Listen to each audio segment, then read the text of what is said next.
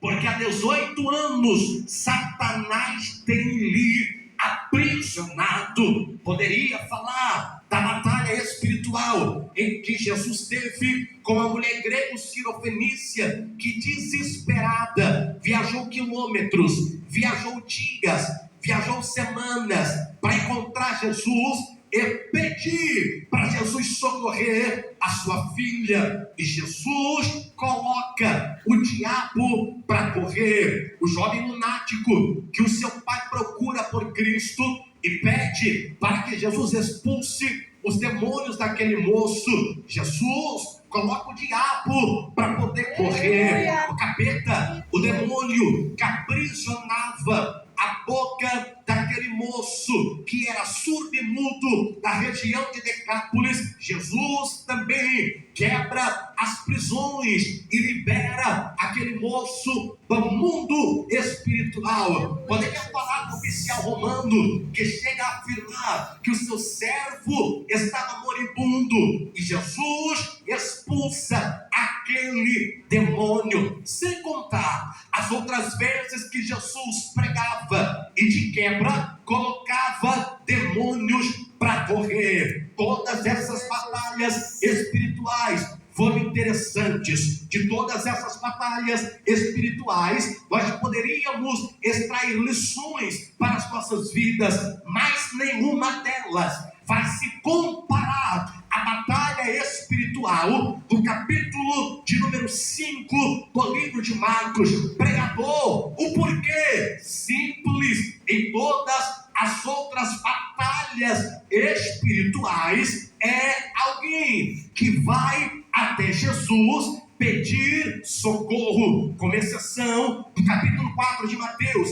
que Satanás vai no deserto para estabelecer a batalha. Em todas as outras que eu citei, é alguém que está na batalha e vai até Jesus para que Jesus auxilie a eles naquela batalha. Porém, no capítulo 5 e no versículo 1, não é alguém que vem a Jesus. Na verdade, é Jesus que está indo lá. E quando eu olho para esse texto, algo me chama a atenção. Jesus que vai até a cidade de Gadara. Mas olhe para cá, por favor, porque eu não vou demorar. Eu vou explicar bem explicado e depois a gente fecha dando glória ao nome de Jesus. Eu descobri, pastor, homens de Deus, igreja que me ouve, que a agenda ministerial de Cristo estava muito intensa. O Senhor sabia que desde o dia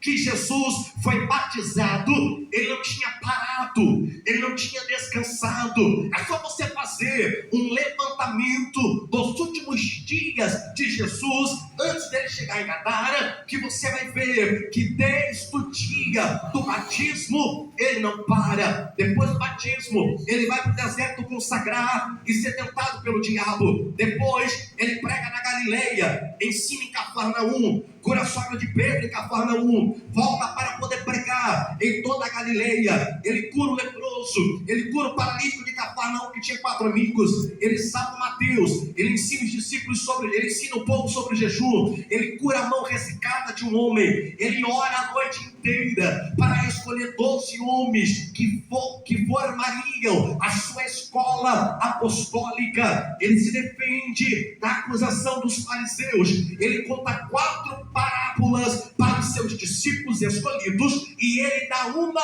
ordem. E qual é a ordem? Pega o barco, entremos no barco e vamos passar para a outra margem do mar. É no mínimo 20 dias que Jesus não tirou para descansar. É no mínimo 20 dias que Jesus não parou para repousar. E depois de tudo isso, ele dá uma ordem: vamos entrar no barco. E qual é a origem da viagem? Nazaré? Qual é o meio de transporte? O mar da Galileia. Qual é o destino da viagem? Gadara, a região de Decápolis. Quando Jesus entra no barco, o físico dele está cansado, a carne dele está cansado, até porque fazer a obra de Deus cansa. Quem faz a obra de Deus vai sofrer pelo menos 3 desgastes naturais. O primeiro desgaste é o desgaste físico. Não é fácil trabalhar o dia inteiro no sol, na chuva, pegando peso no computador, de qual forma for, e depois vir fazer a obra de Deus. A carne cansa, pede para ficar no repouso, pede para ficar no sofá, pede para poder descansar na cama. Desgaste físico. O segundo desgaste é o desgaste emocional, ou por que não dizer psicológico. Por exemplo, enquanto eu estou pregando para você, a minha mente, o meu cerebelo está trabalhando 3 vezes mais rápido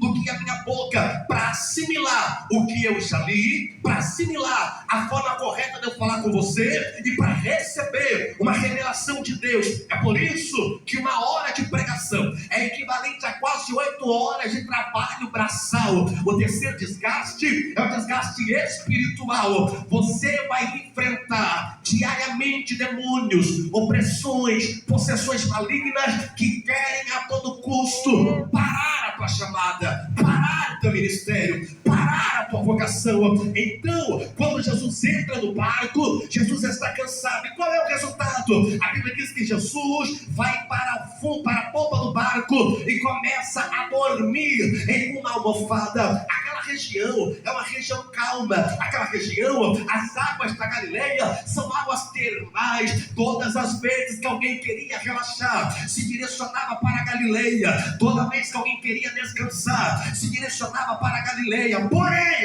naquele dia vai acontecer algo muito estranho. O que, pregador? Uma grande tempestade vai se levantar. Olha para quem está no celular, diga: sempre haverá uma tempestade para atrapalhar o seu descanso.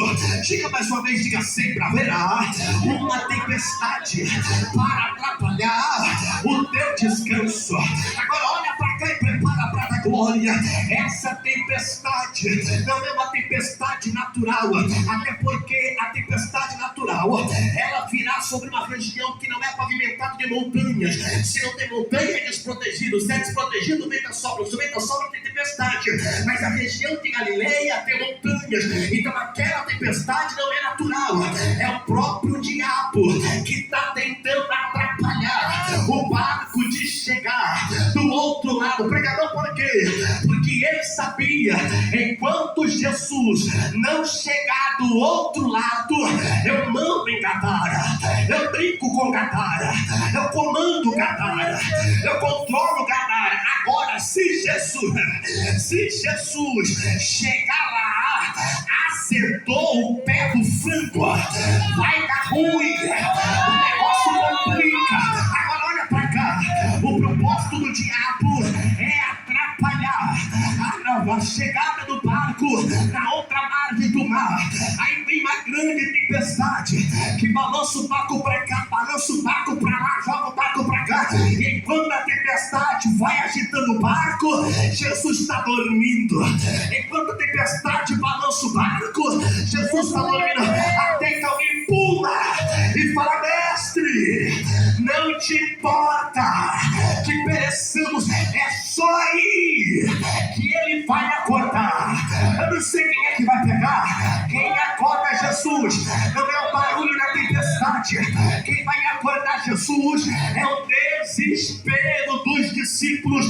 Pregador, por quê? Porque a tempestade me apavora, mas a tempestade não apavora ele. A tempestade me põe medo, mas a tempestade não põe medo nele. E deixa eu correr para você pegar. Quando Jesus se levanta, a primeira coisa que ele faz, sai da polpa do barco e vai para a proa do barco. Quando ele chega na proa do barco, ele dá uma palavra para o vento. E qual é a palavra, vento? Aquieta-te. Mas quando ele olha para a água, ele diz: água, cala-te. Eu não sei quem vai pegar. Segundo a cultura dos romanos e dos gregos, existia um demônio que comandava as águas. E o nome dela era Iapis. Iapis Apis era o demônio que mandava na água. Era tipo Iemanjá hoje em dia, na cabeça dos povos vizinhos.